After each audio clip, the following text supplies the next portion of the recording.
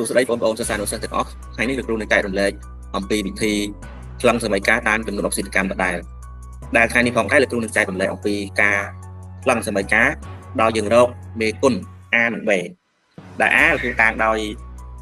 វាជាមេគុណរបស់រេដកហើយ B ជាមេគុណរបស់អុកស៊ីតកអញ្ចឹងក្នុងរូបមន្តរបស់យើងបានសរសេរថា A គុណឲ្យបំរែបំរួលរេដកបូកឲ្យ B បំរែបំរួលអុកស៊ីតកត្រូវតែស្មើ0យើងបានសិក្សារួចមកហើយផងដែរថារេដកតាមនិយមន័យគឺជាប្រភេទគីមីដែលមាន NO កើនឡើងហើយអុកស៊ីតកជាប្រភេទគីមីដែលមាន NO ថយចុះឥឡូវគ្រូលើកយកលំហាត់គំរូចំនួន1មកសិក្សាដែលលំហាត់គំរូរបស់យើងនឹងមានដូចតទៅគ្រូសូមសរសេរលំហាត់សិនយើងតាម NO ណាបាទ Adder បូកឲ្យ KI បាទ Adder ជាឧស្ម័នហើយ KI ជា solution វាបង្កើតបានជា KF ជា solution ហើយបូកឲ្យ Eder ជាអង្គទីរឹងបាទអញ្ចឹងយើងត្រូវសិក្សាវាសិនសិក្សាទៅលើ NO សិនណាតាមទ្រឹស្ដីរបស់យើងអាតូមឬ molecule អង្គធាតុទោល NO ស្មើ0អញ្ចឹងឥឡូវយើងមើលអង្គទី1សិនករណី Ploy-R ឬក៏ Adder នេះយើងឃើញថាវាជា molecule អង្គធាតុទោលអញ្ចឹងយើងត្រូវឲ្យវាស្មើ0បាទលក្ខខណ្ឌរបស់យើងហើយពួក Allosen នៅជាមួយសមាសធាតុណាក៏ដោយក៏ NO ស្មើដក1ជានិច្ចដែរអញ្ចឹងយើងមើល S អង្គទី1យើងទៅមើល S អង្គទី2អញ្ចឹងនៅអង្គទី2 S នេះត្រូវមាន NO ស្មើដក1ដែលយើងសរសេរជាលេខរ៉ូម៉ាំងបាទអញ្ចឹងដៃគូរបស់វាបាទឥឡូវយើងសង្កេតឃើញជាក់ស្ដែងហើយថា S នេះពី0បាទមកដល់ដក1តើវាកើនឡើងឬថយចុះបាទបើវាកើនឡើងអាហ្នឹងយើងថាវាជារេដកបើវាថយចុះយើងថាវាជាអុកស៊ីតកឥឡូវយើងសង្កេតឃើញជាក់ស្ដែងថា Adder នេះមានបន្ទុកឬក៏ NO វាណាពី0ទៅដក1អញ្ចឹងវាថយចុះអញ្ចឹងកាលណាវាថយចុះវាជាអុកស៊ីតកប្រសិនបើវាជាអុកស៊ីតកនាំឲ្យមេគុណរបស់វាគឺអក្សរយើងតាមដល់អក្សរ B បាទឬក៏អក្សរ B មួយទៀតយើងសិក្សា NO E បាទ E នៅអង្គទី1នេះវាជាពួក Allosen អញ្ចឹងក្រុម Allosen ឬក្រុម 12A NO វាស្មើដក1ដែរនៅក្នុងសមាសធាតុបាទEder នៅអង្គទី2វាជា molecule អង្គធាតុទោលចឹង NO វាស្មើ0ចំណែក K យើងមិនសិក្សាវាទេដោយសារតែវានៅអង្គទី1វាក្រុមទី 1A ចឹងអង្គទី1វាបូក1ហើយអង្គទី2ក៏បូក1ដែរអញ្ចឹង NO អត់ប្រែប្រួល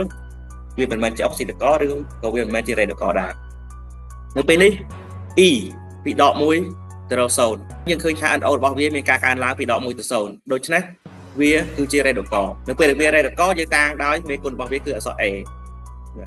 ចឹងគ្រូសូមភ្ជាប់ពី E ដកទៅរក Eder បាទសូមភ្ជាប់វាសិនដើម្បីដឹងថានឹងដៃគូរបស់វាណាបាទគូរបស់វាត្រូវសិក្សាទៅរកមេគុណ AB សិនបន្តមកទៀតគ្រូសិក្សាទៅលើបំរែបំរួលអុកស៊ីតកម្មរបស់ S សិនបាទគ្រូដាក់ថា delta NO របស់ S បាទពាក្យថាបំរែបំរួលគឺគេយក NO របស់អង្គធាតុកកើតដកឲ្យ NO របស់អង្គធាតុប្រតិករនៅពេលនេះយើងឃើញថាអង្គធាតុកកើត S គឺដក1បាទហើយនៅអង្គទី1វាគឺ0អញ្ចឹងដក1ដកឲ្យ0ទៀតបាទអញ្ចឹងវាស្មើសរុបមកស្មើនឹងដក1ទុកសិនបាទណាទុកសិនបន្តមកទៀតយើងសិក្សាទៅលើ S ដដែលដោយសារតែ S នេះនៅអង្គទី1នេះមានសន្ទុះ2ណាមានសន្ទុះ2អញ្ចឹងយើងយក2ទៅគុណទៀតបាទដោយសារ S មានសន្ទុះ2យើងយក2ទៅគុណនឹងដក1មកយើងបានដក2ណាដក2សេចក្ដីលេខរ៉ូម៉ាំងបាទអញ្ចឹងអ្វីដែលយើងបានគុណបន្ថែមនឹងហើយគឺជាលេខមេគុណណានេះចំនួនមេគុណបន្ថែមហ្នឹងអានឹងហើយគឺ B ណាយើងគុណបន្ថែមយើងអាចយកមកដាក់កន្លែងសិនបានណាអានឹងហើយគឺ B អញ្ចឹងយើងអាចសេថា B ស្មើនឹង B ស្មើនឹង2បាទឃើញទេបាទមួយទៀតយើងសិក្សាទៅលើ E ដកនៅអង្គទី1មាន NO ស្មើដក1នៅអង្គទី2 Eder ដែលមាន NO ស្មើ0អញ្ចឹងគ្រូដាក់ថា delta NO របស់ E នេះស្មើនឹងអង្គខាងស្ដាំដល់ NO អង្គខាងស្ដាំដក NO អង្គខាងឆ្វេងអញ្ចឹងខាងស្ដាំ NO ស្មើ0ខាងឆ្វេងដករូបមុនយើងដកអញ្ចឹងយើងដកនឹងដក1បាទដក1អញ្ចឹងវាស្មើនឹងបូក1វិញបាទបូក1ណាបាទដោយសារតែ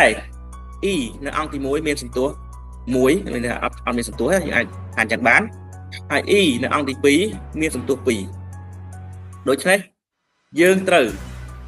យកសន្ទុះនឹងមកគុណទៀតបាទមកគុណទៀតបាទ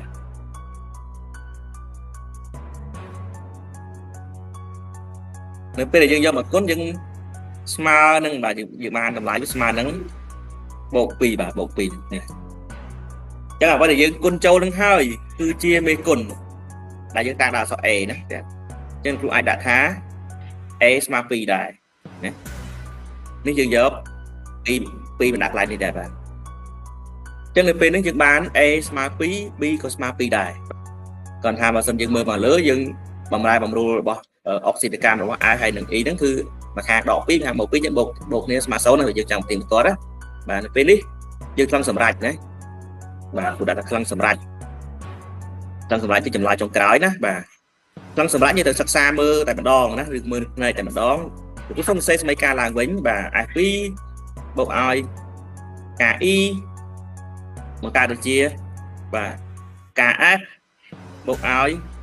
E ដឺណាបាទយើងយកវាគុណមកដាក់អញ្ចឹង A ស្មើ2 B ស្មើ2អញ្ចឹងមិនយើងសិក្សាមកយើងឃើញថា B ស្មើ2ប៉ុន្តែ A នឹងមានសន្ទុះ2ហើយណា A មានសន្ទុះ2ហើយដូច្នេះយើងមិនត្រូវដាក់2មកថែមទៀតទេបាទយើងត្រូវគិតអញ្ចឹងណាបាទអញ្ចឹងឲ្យតែនៅខាងមុខS នេះគឺសុទ្ធតែអក្សរ B ទាំងអស់ហ្នឹងបាទខាងមុខ S នេះដាក់ B ដែរបាទខាងមុខអក្សរ E គឺដាក់ A ណាមានន័យអញ្ចឹងណា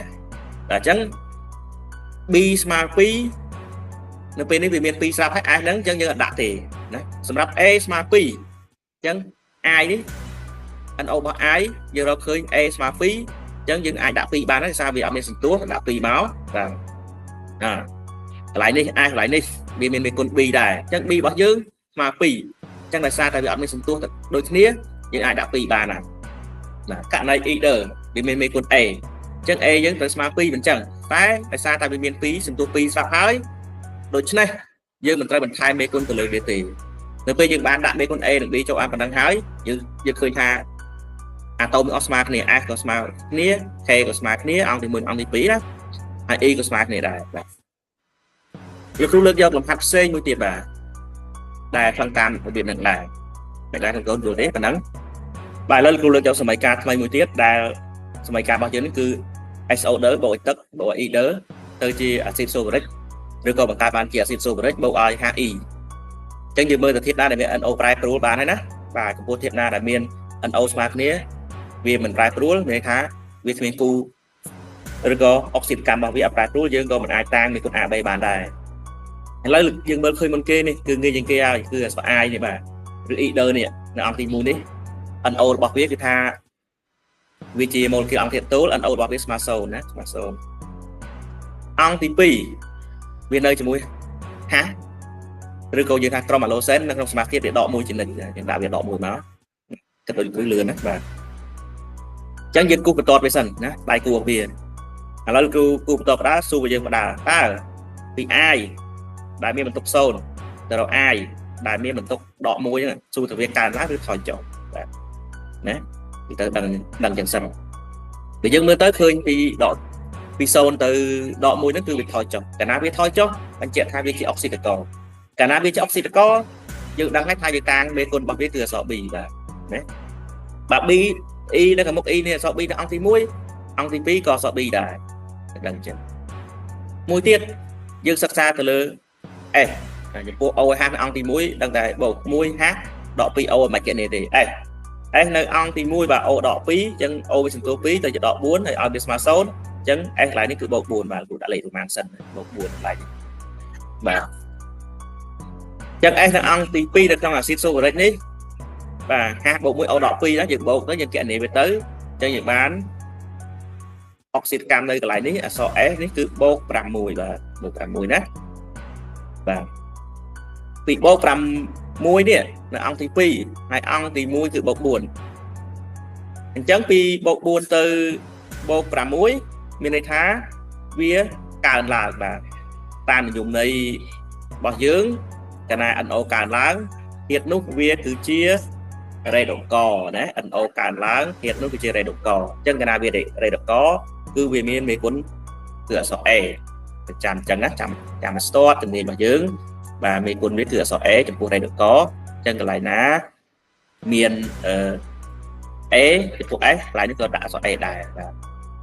ដូចគ្នាណាយើងសិក្សាបំដែមរូវាសិននឹងសារណាមុនក៏បានមិនបញ្ហាទេឥឡូវភាសានេះគ្រូសិក្សាទៅលើ S តែម្ដងទៅបាទអញ្ចឹងគ្រូដាក់ថា NO បំរែបំរួល NO របស់ S នេះវាស្មើអង្គទី2ដល់អង្គទី1បាទអញ្ចឹង S នៅអង្គទី2គឺបូក6បាទ S នៅអង្គទី1គឺដកឲ្យបូក4បាទនេះបូក4អញ្ចឹងវាស្មើនឹងបូក2បាទយើងក៏អត់ភ្លេចសញ្ញាបូកដកណាបាទបូក2ទុកវាសិនហើយបើយើងមើលទៀតតើ S មានសន្ទុះទេអង្គទី1ក៏អត់មានសន្ទុះអង្គទី2ក៏អត់មានសន្ទុះដែរអញ្ចឹងយើងអត់មានត្រូវគុណអីបន្ថែមទេណាបាទទុកវាសិនមួយទៀតវាត្រូវរក data NO របស់ E បាទធ្វើមួយដើម្បីពួកយើងយល់បាទ E នេះ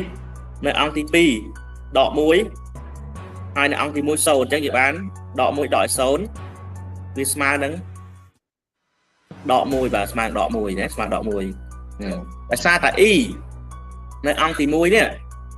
វាមានសន្ទុះ2អញ្ចឹងយើងត្រូវគុណនឹង2សិនបាទនេះគុណនឹង2អញ្ចឹងអ្វីយើងគុណបន្ថែមហ្នឹងគឺទៅជាមេគុណហើយបាទអញ្ចឹងវាស្មើនឹងបូក2បាទបូក2ណា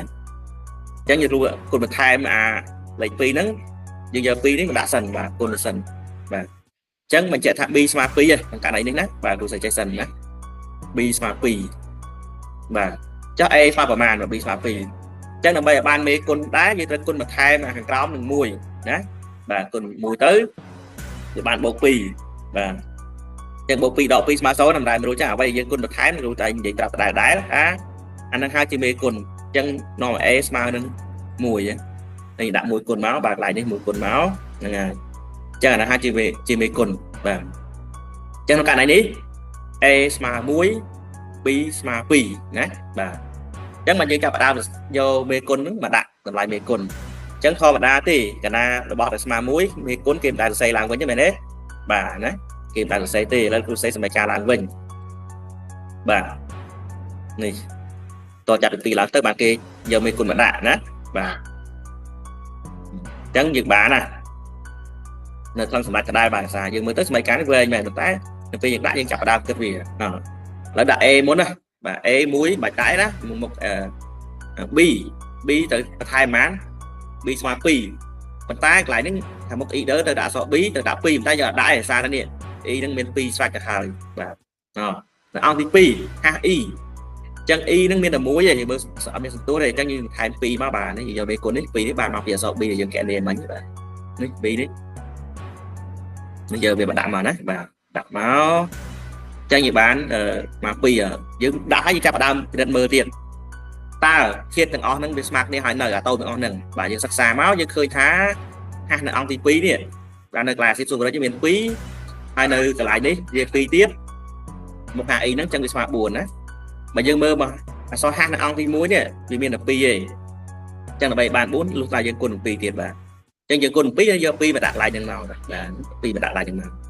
អញ្ចឹង O មាន4អង្គទី2 O អង្គទី2មាន4ដែរនេះ O នៅកន្លែងនេះ SO ដើមាន2ហើយ O យើងទៅបន្ថែមមានគុណ2គុណមកនេះទៅបាន2ដែរបាទ